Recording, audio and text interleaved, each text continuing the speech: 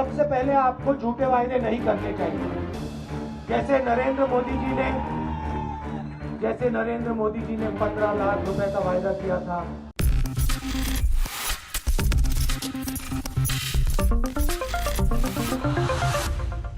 नमस्कार, मैं हूं कपिल और आप देख रहे हैं नेक्स्ट 9 न्यूज़। अगर राहुल गांधी की बात करी जाए तो इन दिनों वो कर्नाटका के दौरे पर हैं। आपको बताते चले कि कर्नाटका में अगले महीने चुनाव हैं और ये चुनाव इसलिए भी अहम माने जा रहे हैं क्योंकि यहां पर बीजेपी की हालत काफ़ी ज़्यादा खस्ता है। एक ऐसा वक्त था जब कांग्रेस की सरकार बनती है, कांग्रेस का मुख्यमंत्री यहाँ पर नजर आता है, लेकिन बीजेपी इस सरकार को गिरा देती है और उसके बाद से लगातार बीजेपी के तमाम जो विधायक हो या फिर और नेता हो वो सुर्खियों में हैं। और हाल ही में देखने को मिला था कि बीजेपी के जो डिप्टी सीएम रहे सरकार के दौरान उन्होंने पार्टी को छोड़ दिया और फिलहाल वो कांग्रेस में शामिल हो गए। उन्होंने दावा किया है कि 15-20 सीटों का सीधा अंतर जो है वो देखने को मिलेगा।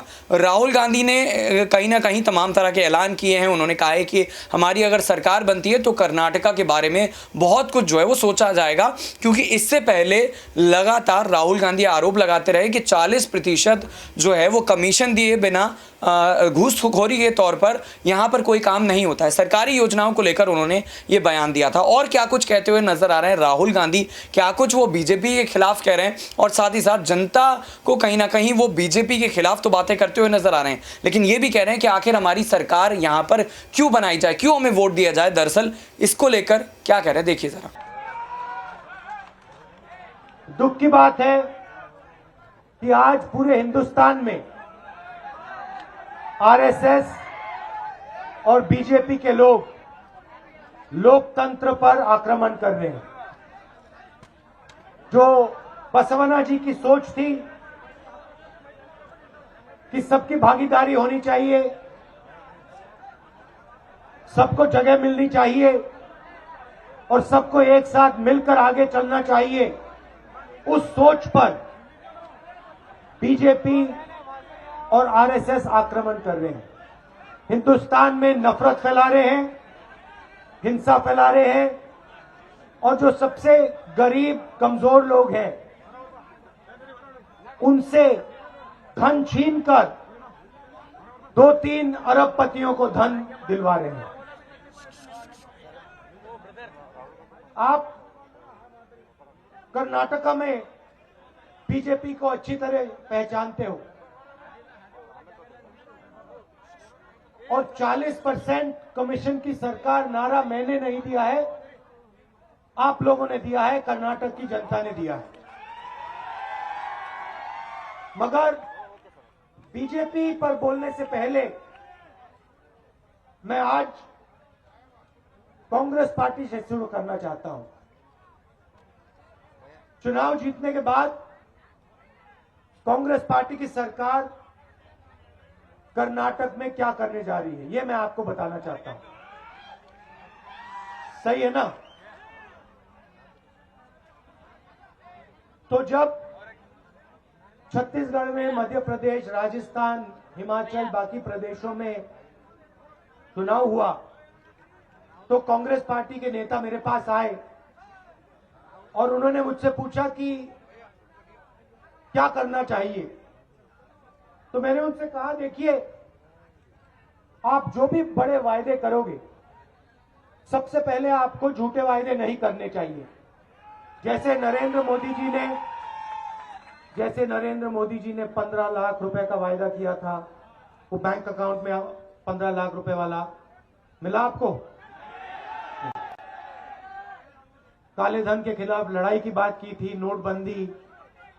तो मैंने कहा वैसे झूठे वायदे कांग्रेस पार्टी को कभी नहीं करने चाहिए। और दूसरी बात मैंने कही कि जो भी आप वायदे करोगे उनको सरकार बनते ही जल्दी से जल्दी पूरे कर देने चाहिए। मतलब वायदे में 2-3 साल, 4 साल नहीं लगने चाहिए। सरकार के पहले कुछ ही दिनों में वायदा पूरा कर देना चाहिए। तो मैं आज आपको 4 वायदों के बारे में बताना चाहता हूं और ये जो हमारे वायदे हैं इनमें 6-7 महीने नहीं लगेंगे। ये कैबिनेट जब यहां कैबिनेट बैठेगी, कांग्रेस पार्टी की कैबिनेट जब चुनाव के बाद बैठेगी, पहले दिन ये 4 निर्णय हम ले लेंगे। कोई डिले नहीं होने वाला है। और ये जो वायदे हैं, ये अरबपतियों के लिए वायदे नहीं। जैसे नरेंद्र मोदी जी ने अदानी जी से वायदे किए, एयरपोर्ट देने के वायदे, पोर्ट्स देने के वायदे, ये वायदे अरबपतियों के वायदे नहीं है। ये वायदे कर्नाटक के आम जनता के लिए, किसानों के लिए, गरीबों के लिए है। तो पहला वायदा, गृह लक्ष्मी, 2000 रुपए हर महीने महिलाओं को।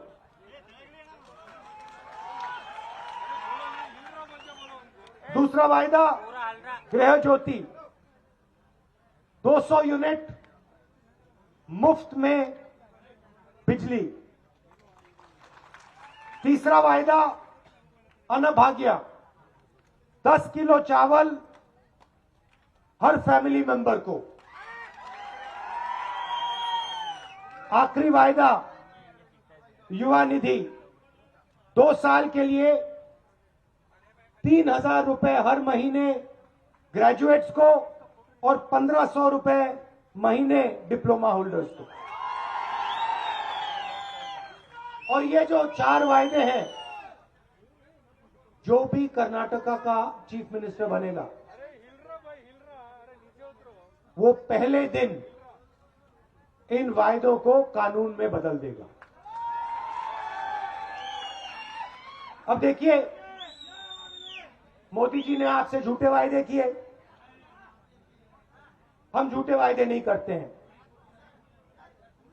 मैं आप ही की बात बताता हूं। कुछ साल पहले आप बीजेपी के पास गए, उस समय वाजपेयी जी थे। तो देखा आपने किस तरीके से राहुल गांधी जो है वो लगातार ये कह रहे हैं कि हम जो है वो ना सिर्फ बीजेपी के खिलाफ हैं, उसकी आइडियोलॉजी के खिलाफ हैं, बल्कि इन चीज़ों के खिलाफ भी हैं कि सरकारी कामों को कराने के लिए दरअसल बीजेपी के राज में इतना पैसा क्यों देना पड़ता है। आपको हम सत्यपाल मलिक की एक बात का जो जिक्र किया था उसे याद दिला देते हैं। सत्यपाल मलिक जो बीजेपी के बड़े नेता रहे और फिर राज्यपाल भी रहे जम्मू कश्मीर के, उन्होंने कहा था कि दरअसल प्रधानमंत्री नरेंद्र मोदी को करप्शन से कोई नफरत नहीं है। काले धन को लेकर, तमाम चीज़ों को लेकर, और नोटबंदी भी इसमें शामिल है, तमाम तरह के बीजेपी की तरफ से दावे तो किए गए थे, लेकिन इसका जनता को कोई फायदा नहीं हुआ। फ़ायदा हुआ तो सरकार को, सरकार के बड़े बड़े नेताओं को, क्योंकि लाइन में लगकर जो है वो जनता कहीं ना कहीं संघर्ष करती हुई दिखी, लेकिन बीजेपी का कोई नेता इन लाइनों में नज़र कभी नहीं आया। तो अब आपको क्या लगता है कि कर्नाटका में जिस तरह से चीज़ें यहाँ पर नज़र आ रही हैं, कर्नाटका में क्या कांग्रेस की सरकार एक बार फिर बनेगी, जो पहले बनी थी, जिसमें बाद में बीजेपी ने खेला कर दिया था? तो क्या आपको लगता है, कमेंट करके ज़रूर बताइएगा। देखते रहिए नेक्स्ट 9 न्यूज़। इस खास पेशकश में इतना ही। नमस्कार।